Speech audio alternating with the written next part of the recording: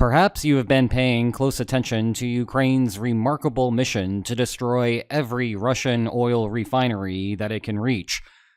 But are you aware that Ukraine recently started a second campaign? Similar in flavor, yet with a distinct target, and one that raises some fascinating questions about just how vulnerable Russia is? That is why today we need to discuss the surprising success of Ukrainian airstrikes, why it seems that the problems will only continue for Russia, and how the Western coalition can make Russia's problems even worse. Let's start with the central puzzle that will drive the bulk of today's analysis. The main campaign dates back to August, and mostly focuses on oil refineries. Facilities like this one that take crude oil as an input and output products like gasoline, diesel, and jet fuel. The newer campaign did not start for more than a month, and did not really get serious until October. It targets Russian power plants and the corresponding electrical grid. It is easy to treat these two campaigns as having identical strategies, because they both use the same aerial weapons. However, some subtle differences tell us a bunch about the situation on the ground for Russia. The story of the Kremlin's troubles traces back to the oil and gas infrastructure part. I should note that some of these strikes specifically targeted gas pipelines that went to Europe. However, as far as we can tell, Ukraine has moved away from those targets recently. It may be that Ukraine learned that they were just not as effective at causing long-term damage. It may also be that they do not make as many headlines because they do not explode quite as much, and so they are indeed still happening, but we just do not see them. Either way, we definitely know that the refinery strikes are continuing and expanding. And while I know that I have commented on both the continuation and expansion parts of this campaign for months now, the longer that this goes, the deeper we need to think about the consequences. Indeed, there are both critical economic implications and interesting strategic questions that the campaign raises. Let's do the economics first. Keep in mind that these refineries are meant to serve the domestic Russian market. Thus, domestically, the campaign's purpose is to lead to fuel shortages, upset populations, and protests on the streets of Moscow. Internationally, the campaign was not meant to have a direct effect on the broader fuel market, beyond Russia doing something very out of character and having to meet supply by importing gasoline. There was even some speculation that the attacks would lead to an increase in the global exchange's crude supply. The idea here is that Russian refineries would stop purchasing as much crude because they simply are not running as often as usual. The lingering question was what Russia could do with the surplus in crude. Under normal times, the answer would be to just sell it to one of Russia's willing partners. But we do not live in normal times, now do we? The trouble is that you actually have to physically deliver the oil to those countries. And it was unclear whether Russia had the spare oil tanker capacity to do so, given that it is running a shadow fleet and cannot simply tap the open market to call for more ships. Well, it appears that the answer is that some spare capacity existed. There is evidence that Russia's crude oil exports ticked up a small percentage in September, which was the second full month of Ukraine's refinery campaign. As it stood, the attacks created an interesting trade-off for Russia. There would be greater domestic instability for Russia due to the local fuel shortages, but more money coming in from exports. Now, we know that such an arrangement is unfavorable for the Kremlin. If obtaining greater import revenues were the overall wise thing to do, it could have just done that before Ukraine left it with no other option. But the Kremlin did not, because it needs some level of domestic order to stay in power. However, the surplus crude exports still leave the Western coalition the task of how to reduce Russia's ruble revenues. The straightforward solution is to sanction the silly stuff. To that, Trump tried to tariff India to trim their take.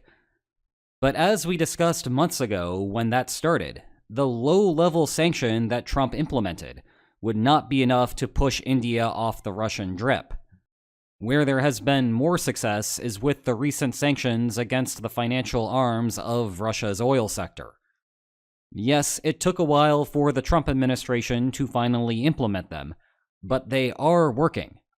The sanctions have increased the bureaucratic process that companies in India, China, or elsewhere must go through, increasing the discount that Russia must offer, and thus overall cutting into the Kremlin's profits. The second strategy that Ukraine has just put greater emphasis on is to target the Russian export terminals.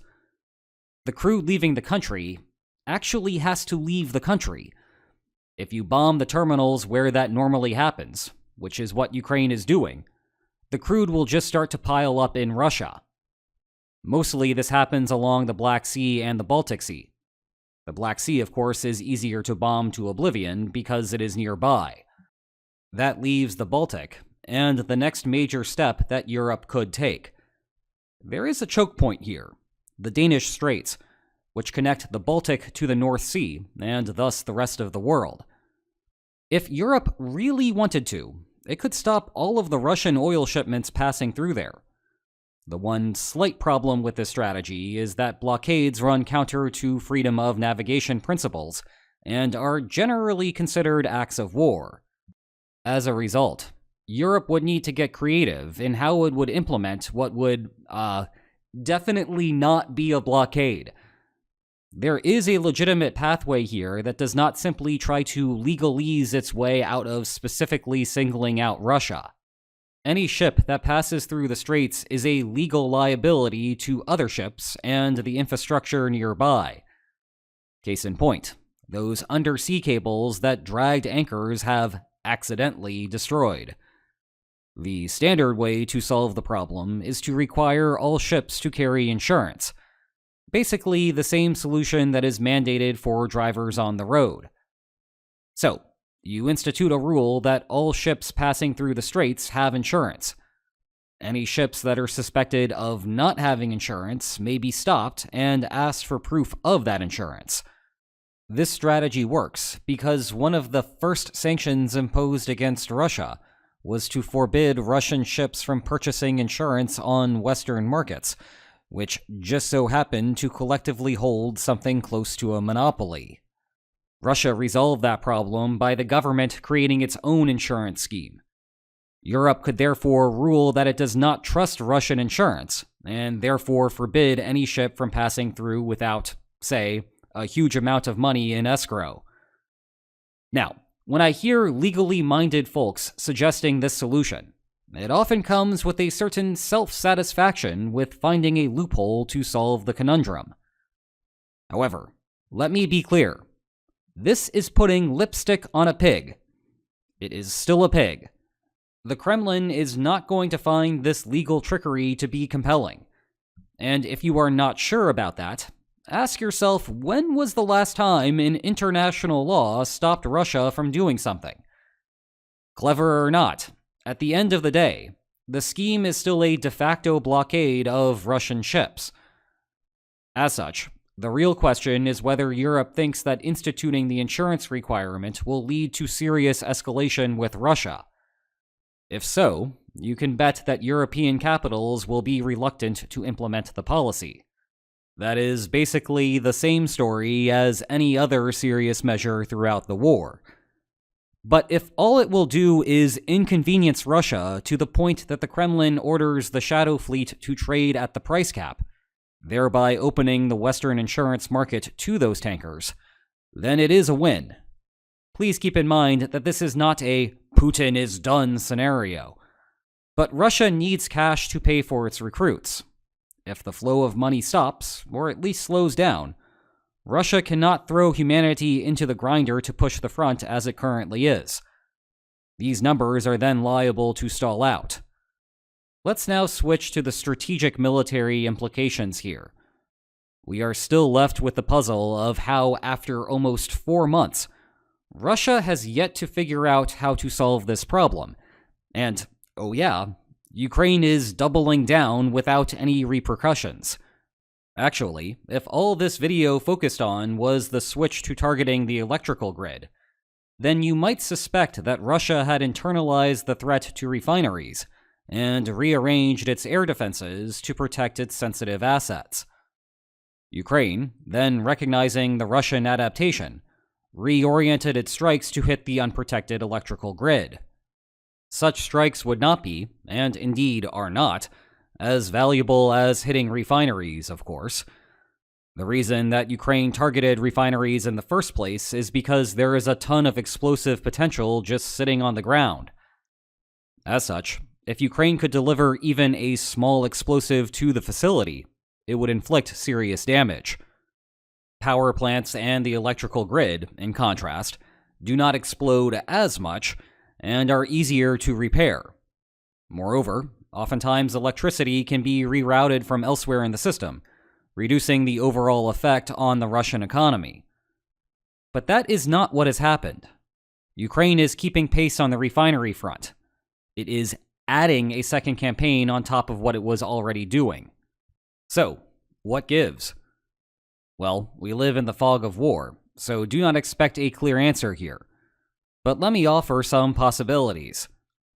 Let's begin with the simplest explanation, which is also the least likely to be correct. Remember that back in August, the United States started supplying Ukraine with intelligence on how to avoid Russian air defenses. That appears to have convinced Kyiv that building and launching drones and missiles into Russia would be a good idea, and thus we got the refinery campaign. It is possible that Ukraine at first only calculated that refineries would be worth the investment, and so refineries were the only targets worth bombing. But then Kyiv saw the success on that front, realized that the probability of hitting a target was higher than it thought because US intelligence was so good, and then expanded its campaign to less valuable targets. You can see some evidence for this in how a large majority of the attacks are right over the border, as though Ukraine does not think it is worth having a missile or drone fly a great distance and risk getting shot down when the target is but a lowly electrical facility. Indeed, about half of the long-distance targets have hit Moscow's expansive grid, which you might calculate as politically important enough to be worth the exception. The reason that I would bet against this being the answer is that Ukraine waited more than 2 months to double down. Ukraine has shown little hesitation in exploring other opportunities in the past, so it would be weird if it took so long for Kyiv to experiment with the electrical grid. A second possibility is that Ukraine has expanded its strike production. This is almost certainly true on some level, especially given how flamingos have come into the picture. The more interesting aspect of surplus missiles is that it would imply that Russia has done a poor job of hitting Ukrainian production facilities, lest we forget that Russia is engaged in a similar air campaign. Perhaps some of that has to do with the air defenses that Ukraine has developed. Nonetheless, the most intriguing possibility is that Russia simply has fewer air defenses than it did at the start of this campaign. Again, the United States is supplying intelligence to Ukraine on how to avoid Russian air defenses.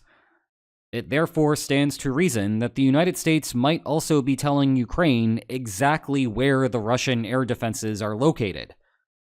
If Ukraine had limited strike packages, then it would make sense to avoid the defenses altogether.